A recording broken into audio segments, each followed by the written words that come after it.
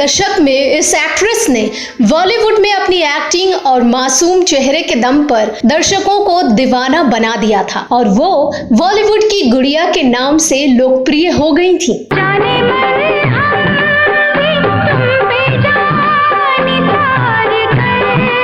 इनकी एक मुस्कान को देखने के लिए थिएटर हाउसफुल हो जाया करते थे। मिलने की तुम कोशिश करना, वादा कभी न करना।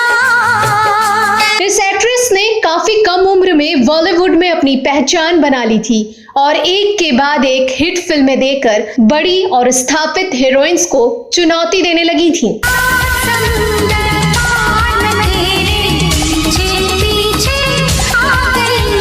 महज 19 साल की उम्र तक ये एक्ट्रेस करीब 14 फिल्मों में काम कर चुकी थी और सिर्फ 19 साल की उम्र में ही दुनिया से रुखसत भी हो गई और इनकी मौत एक रहस्य बनकर रह गई। दिव्या भारती की मौत उनके घर की बालकनी से नीचे गिरने की वजह से हुई थी, लेकिन इनके पीछे का जो कारण है वो आज तक पता नहीं चल सका है और उनकी मौत की गुत्थी आज तक सुलझ नहीं पाई है। आज भी लोगों के मन में कई तरह के सवाल हैं कि दिव्या भारती की मौत हत्या थी या फिर आत्महत्या। आइए जानते हैं कि दिव्या भारती की मौत से पहले आखिर क्या हुआ था। दोस्तों, 90 के दशक में टॉप की हीरोइनों में शुमार एक्ट्रेस दिव्या भारती ने काफी कम उम्र से ही अपने फिल्मी करियर की शुरुआत कर दी थी। उन्होंने अपनी पहली ही फिल्म से लोगों के दिलों में खास जगह बना ली थी और महज 3 साल के अपने करियर में ही कई ऐसी हिट फिल्में दी जिससे लोग आज भी देखना पसंद करते हैं। उन्होंने 1 साल के अंदर ही लगभग 14 फिल्में साइन कर ली थी, जो अपने आप में बहुत बड़ी बात थी। लेकिन अचानक एक दिन उनकी मौत की खबर आ गई, जिसने इंडस्ट्री से लेकर उनके प्रशंसकों तक सबको हिलाकर रख दिया। 1992 में दिव्या भारती की फिल्मों ने उन्हें शोहरत के ऊंचे मुकाम पर पहुंचा दिया था। शाहरुख खान ने दिव्या भारती के साथ ही 1992 में दीवाना फिल्म से डेब्यू किया।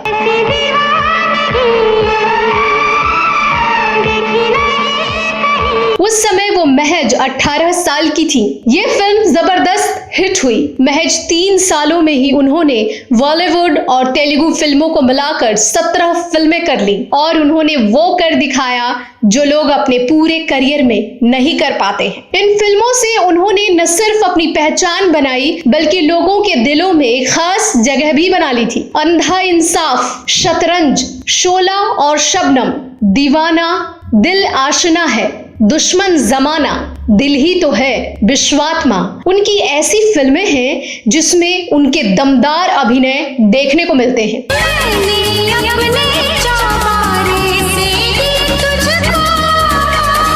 उस समय तक वो अपने परिवार के साथ ही रह रही थी। एक दिन वो फिल्म सिटी में फिल्म शोला और शबनम की शूटिंग कर रही थी।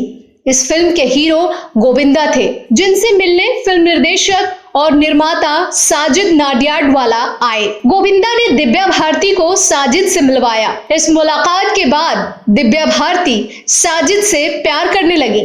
हालांकि तब वो नाबालिग थी, इस कारण से दोनों शादी नहीं कर सकते थे। इसके अलावा साजिद मुस्लिम थे जबकि दिव्या भारती हिंदू थी। लेकिन जैसे ही वो बालिग हुई, साजिद से शादी करने के लिए उन्होंने इस्लाम धर्म अपना लिया और दोनों ने 10 मई 1992 को शादी कर ली। इस्लाम कबूल करने के बाद उन्होंने अपना नाम सना रखा। दिव्या भारती के पिता ओम प्रकाश इस शादी के खिलाफ थे। उन्होंने बेटी से बात करना बंद कर दिया था, लेकिन दिव्या भारती घर का खर्च उठाती रही। शादी के बाद वो वर्सोवा के तुलसी अपार्टमेंट में रहने लगी। उस वक्त मुंबई में सांप्रदायिक तनाव चरम पर था। इस कारण साजिद और दिव्या भारती ने कुछ हफ्तों तक अपनी शादी को छिपा कर रखा। बहरहाल अब बात करते हैं उस दिन की जिस दिन उन्होंने दुनिया को अलविदा कह दिया। दिव्या भारती एक फिल्म की शूटिंग खत्म कर चेन्नई से मुंबई लौटी। अगले दिन उन्हें शूटिंग के लिए हैदराबाद जाना था, मगर तभी एक ब्रोकर ने उन्हें एक शानदार 4 BHK फ्लैट के बारे में बताया। वो शादी के बाद से ही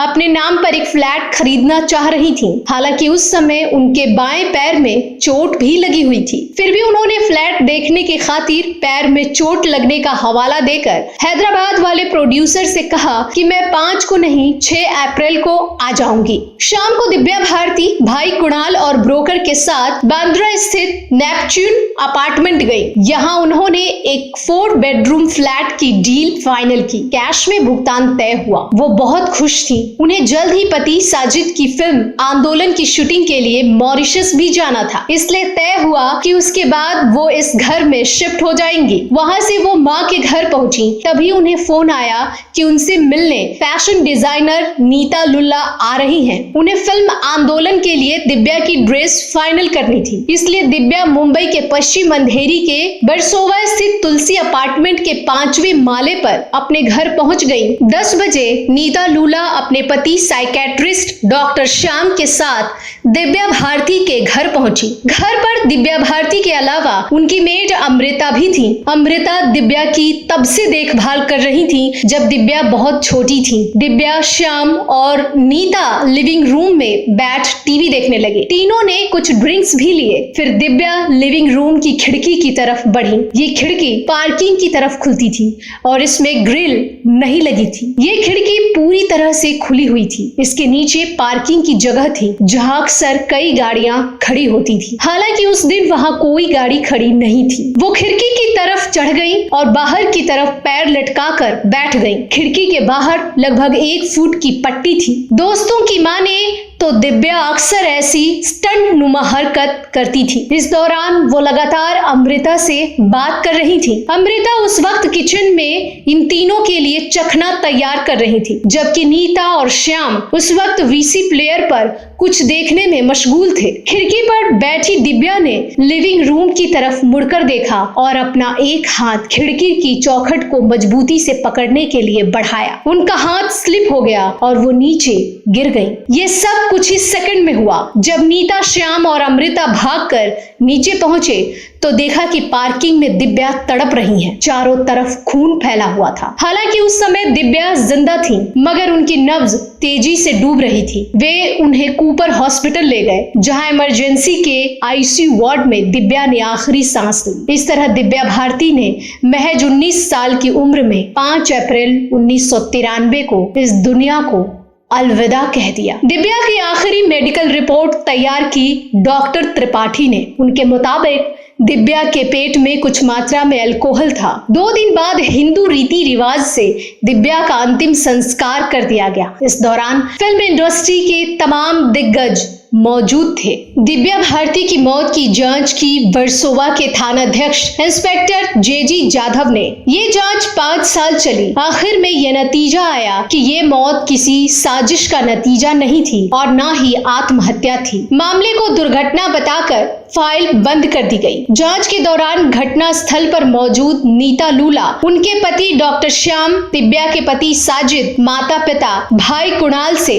पूछताछ की गई। नौकरानी अमृता भी मौके पर मौजूद थी। हालांकि उनसे पुलिस को महत्वपूर्ण क्लू मिल सकते थे, पर हादसे के फौरन बाद वो भयानक डिप्रेशन का शिकार हो गईं। कुछ ही दिनों बाद उन्हें हार्ट अटैक हुआ और फिर 1 महीने के अंदर उनकी मौत हो गई। हालांकि सवाल ये भी उठा कि साजिद उस वक्त कहाँ थे। कुछ लोग कहते हैं कि दिव्या का पति से झगड़ा चल रहा था। कुछ अटकलें हैं कि पिता द्वारा की जा रही अनदेखी से दिव्या दुखी थी। कुछ ये भी बताते हैं कि दिव्या अपनी माँ की जुआ खेलने की आदत से परेशान थी, मगर इन सब बातों का कोई वैधानिक आधार नहीं मिला। हालांकि दिव्या भारती की मौत के बाद कुछ लोग उनकी मौत का जिम्मेदार साजिद को ही मान रहे थे। खैर, उनकी मौत की वजह चाहे कुछ भी हो, आज भी उनकी मौत सिर्फ रहस्य ही बनी हुई है। तो दोस्तों, ये वीडियो आपको कैसा लगा हमें जरूर बताएं।